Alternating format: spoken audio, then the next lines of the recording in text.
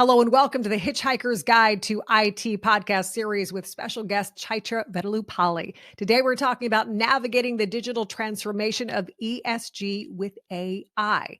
And I want to introduce you to our guest today.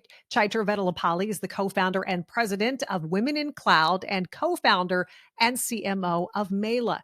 Chaitra is a purpose-driven, strategic, high-growth leader that seamlessly bridges business and technology to globally scale companies and drive digital economic development. In her 26 years in tech, Chaitra has driven billion-dollar expansions for both Microsoft and Oracle, has been recognized with the Forbes 1000 Next Entrepreneur title, Microsoft Women's Leadership Award. Her mission is to generate $1 billion in new set economic access for women entrepreneurs and professionals by 2030 through global partnerships with corporations, community leaders, and policy makers. Please help me welcome Chaitra V. Thank you so much for being here, Chaitra. Thank you, Michelle. The introduction was fabulous. I'm going to take you with me everywhere. That was beautiful. I would love to go because you have been speaking on some pretty big stages, Chaitra. So we kind of heard the resume-ish version of who Chaitra is, but I'm really curious to know about you as a person before we kind of get into this, because I think that's really going to go hand in hand with what we're about to talk about, your passion and your heart for what you do. So tell us, what kind of value do you bring to the companies and the people that you are connected with from a professional standpoint? Sure, Michelle. So when you ask my ecosystem, they will describe me. I'm a very curious human being. And I'm always curious about something new and want to explore and experiment in a place where things are stagnant or there's a better way of doing things, because I think it comes from my engineering background. I'm also a collector of frameworks. So they always say there's some framework shared with people of how to really look at a specific challenge or solving a challenge. So you probably will hear some framework as I'm going to describe or have a conversation today. And third is I'm a curator of amazing people to come together to really solve global challenges and work on global problems that can really make the world a better place. That's why I'm very fascinated and intrigued by the work that's happening in the ESG ecosystem, and also leveraging the tech and the AI components and how that transformation is happening in a company where ESG is becoming one of the core fabric for transformation. Yeah, and we are going to talk a lot about that. So the title, as I said in the beginning of the podcast, navigating the digital transformation of ESG with AI. So we've heard about ESG. What does it really mean? And do we need to care about it?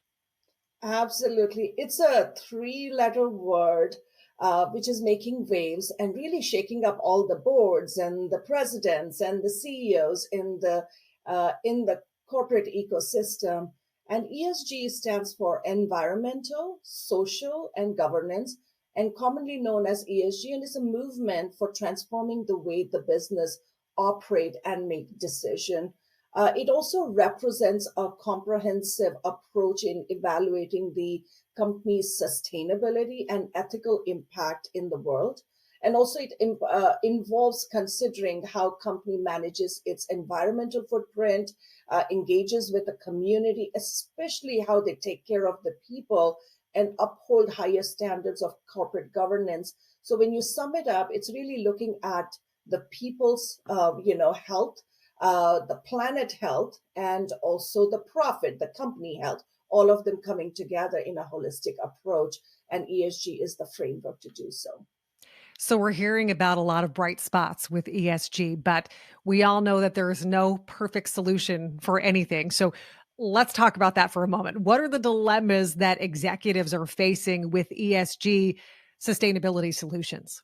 What a great question, Michelle. Right now, I think if you sit in a seat of a CEO or a president of the company, I think there's just a lot of pressures, external pressures that are happening, and also internal pressures within the company. So some of the biggest dilemmas that we are looking at is the AI emergence that's happening because it's changing the way you do work. And especially the co-pilots that are coming, how do you look at it? The second one is coming out of the recession. How do we come out of the recession? Because we still are in the middle of like a double recession.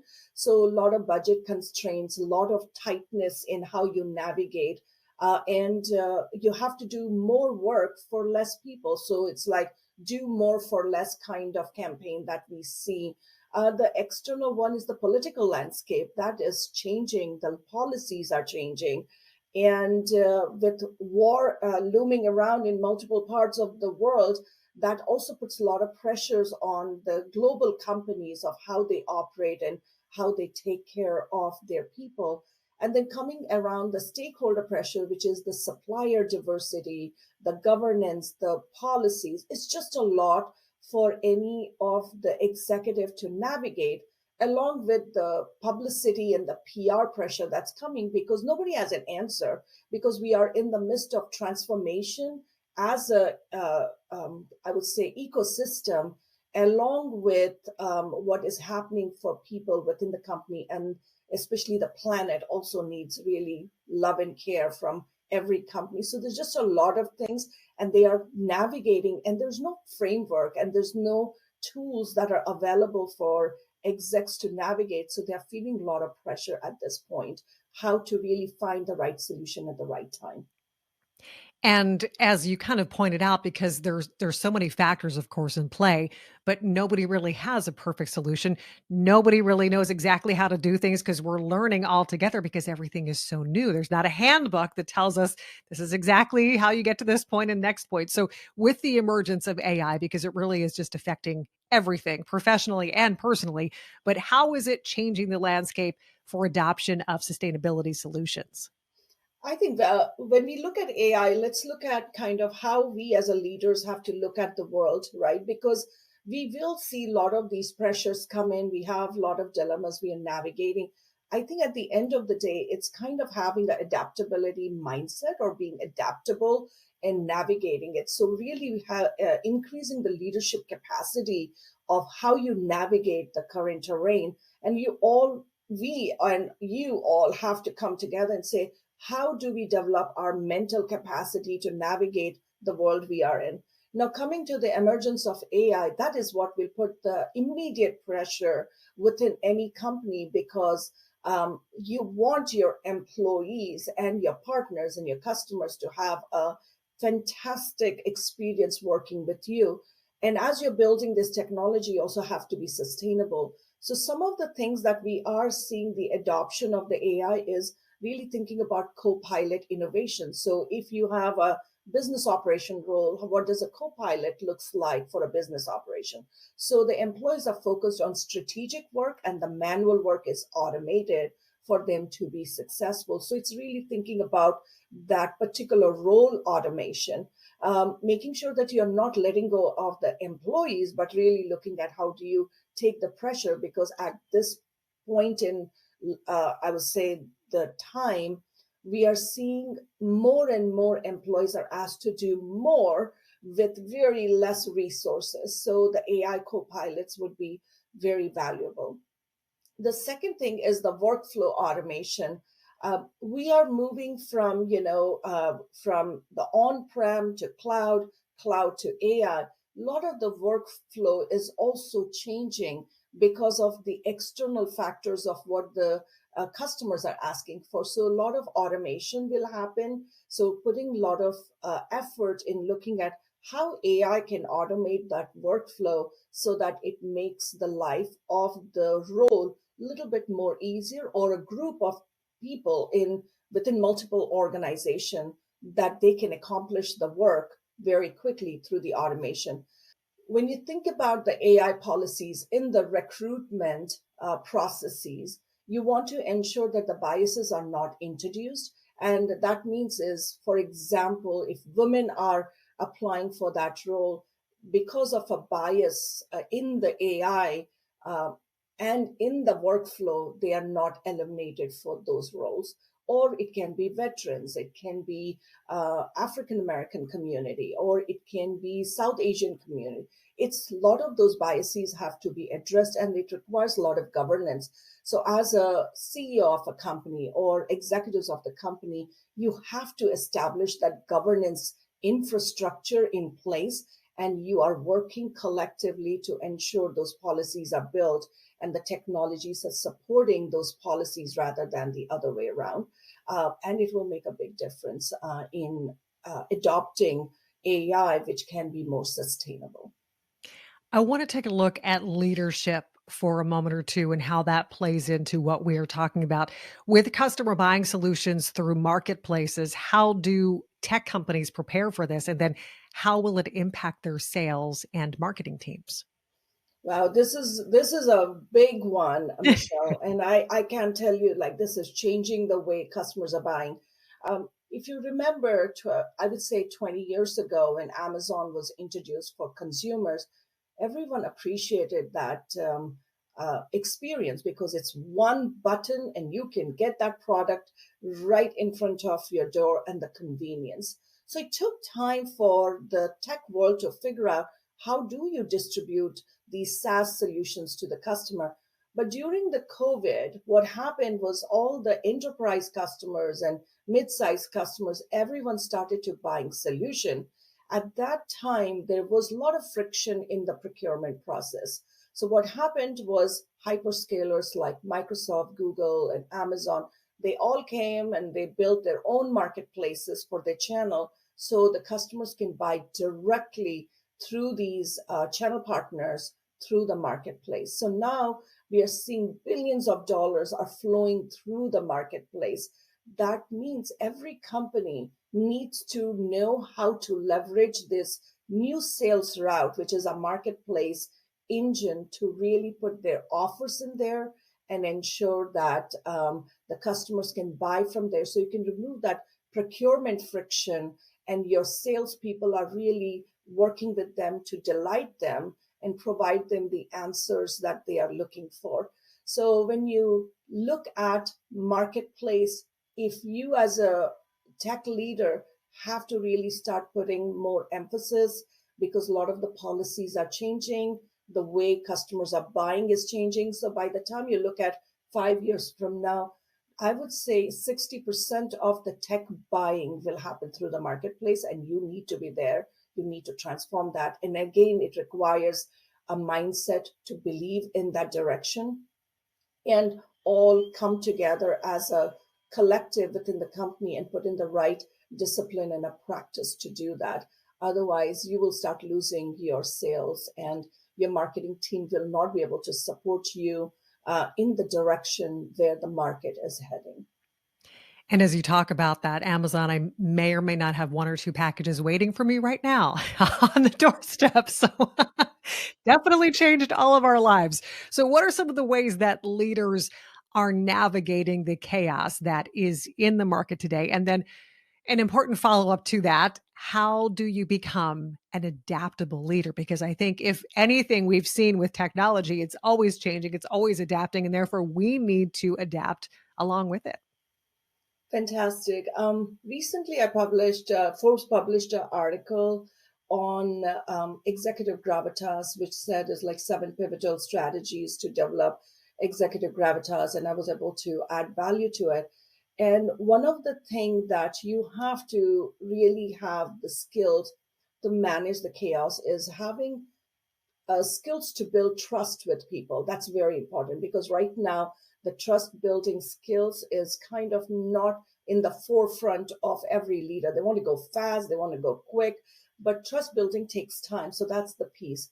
Now, once you get that trust building, then is being adaptable. This is like having open mind and being curious about the environment. So when you think about any situation, being curious, leaning in and understanding multiple options, and really thinking from a role as a diplomat, addressing that particular issue, and then finding a solution that works for everyone.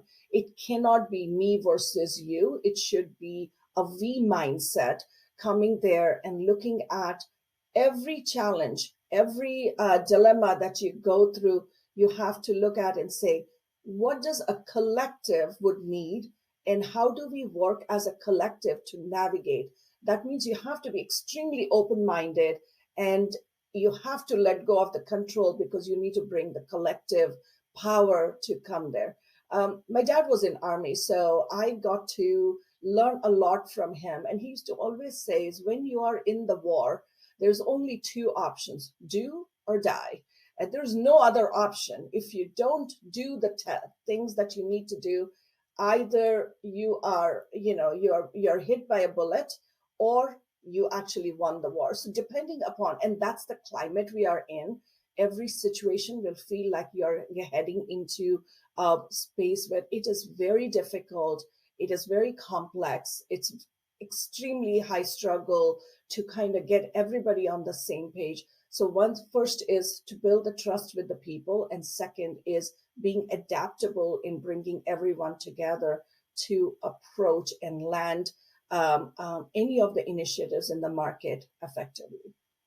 And I want to magnify a key component here with all of this. We're talking about technology, and it's fantastic, and AI and all of these different things that we didn't have 20, 30 years ago, even 10 years ago, or 5 years ago. I mean, even yesterday, there are changes that have happened just in the course of the last 24 hours and continue to do that. But the human aspect is so important, because as we get better and better with technology, we still need the people behind the working technology. So I want to talk about that. How can tech companies support women, underserved communities, people that really are so beneficial to what we're talking about, so they feel engaged and supported? When we look at driving the representation and inclusion within any company, the leader has to look at few things: is what does it take for their company to stand out as a very strong brand in the ecosystem. At that time, you have to look at equal opportunities and also equity with the same lens in it. What we have seen, companies who are working with the community, where they are supporting women development, especially leadership development and technical development, makes a huge difference. As a president of Women in Cloud, when we are working with Fortune brands, here is something that we have seen: is when you provide opportunities for women workforce within your company, especially around the tech and leadership readiness, especially around the executive gravitas and presence, and helping them think bigger and have an opportunity for them to work on larger initiatives. They are very happy. They're ready to work with. They are very eager to contribute into the ecosystem. The second thing is providing the opportunity for mentoring and advisory for in the external ecosystem, not just the internal, but the external ecosystem. So working with the community has made a big difference. So that is what women are looking for: is how do I go speak and have a voice represented within the ecosystem?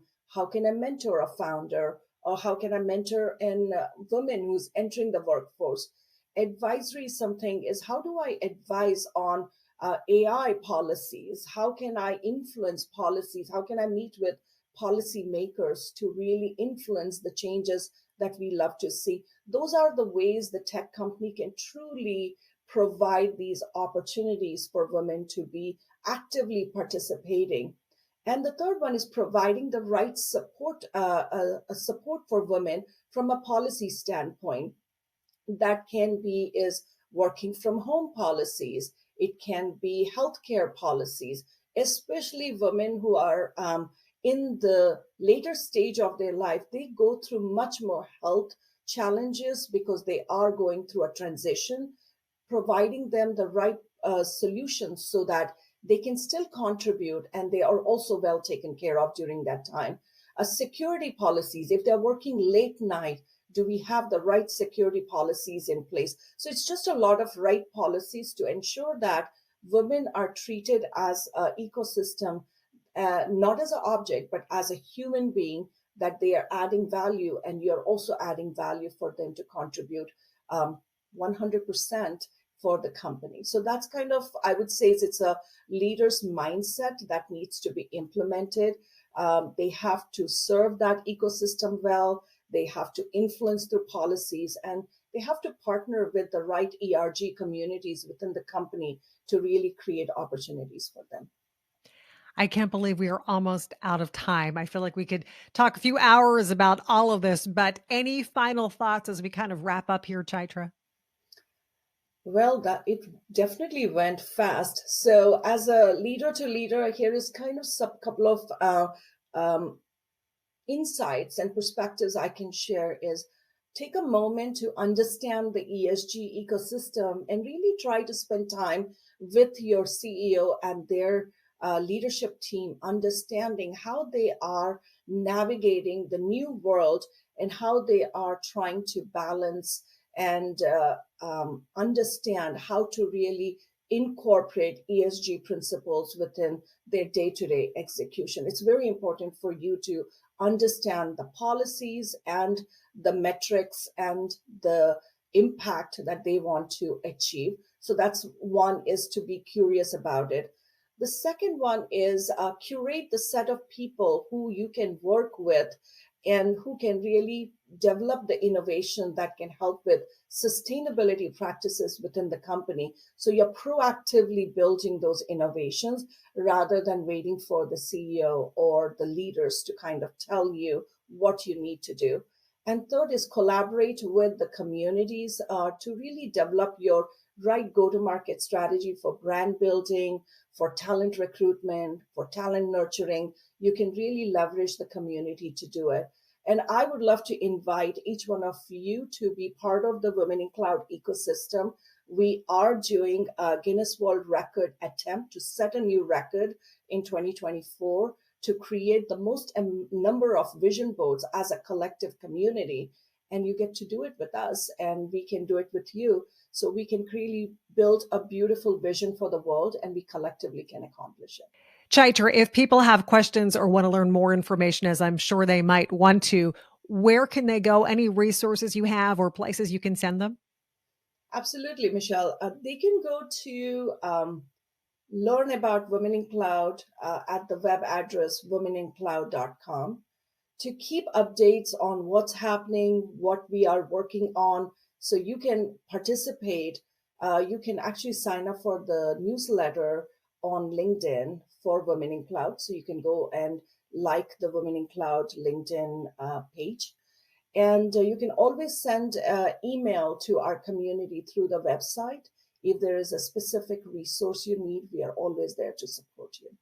Chaitra Vedelupalli, the co-founder and president of Women in Cloud and co-founder and CMO of Mela. Chaitra, thank you so much. Really enjoyed this conversation. I'm sure everybody out there did as well. So appreciate your time and being here today. Thank you. Thank you for having me. I really appreciate it.